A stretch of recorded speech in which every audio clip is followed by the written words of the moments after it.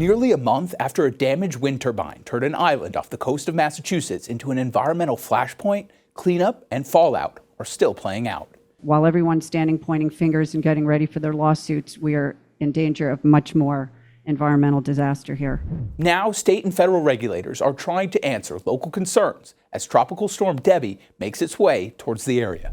If that 7 to 8% of that hanging part is still there, there is a possibility that the 22 meter per second projected winds could impact that. At a community meeting this week, people living in the nearby town of Nantucket heard from officials about the ongoing efforts around the site of the Vineyard Wind turbine failure. We don't have a very good understanding of what those human health impacts could be.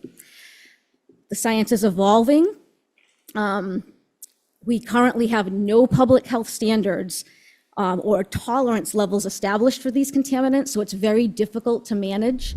These comments did little to quell much of the public outcry. I think it's a shame that it's taken 3.5 weeks for you people to get here and bring us a lot of non-answers. Amy? Locals and town officials saying they're unsatisfied with the response. And I think everything that's come up since this blade turbine failure really has underscored the fact that this is being forced upon our communities by the state and federal government, whether we want it or not. Julian Sire, state senator for the Cape and Islands, appeared at the meeting as well to criticize the response to this incident.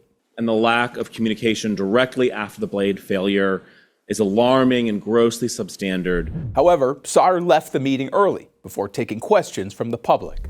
I wanted to point out that sometime before 6:25, Julian Sire left the room.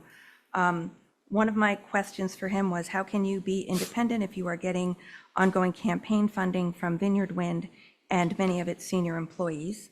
My main comments were going to be for our senator, but I see his interest, as usual, is not in helping Nantucket, and he has left. You know, the state senator was here briefly for a statement, but is not engaging with the constituents.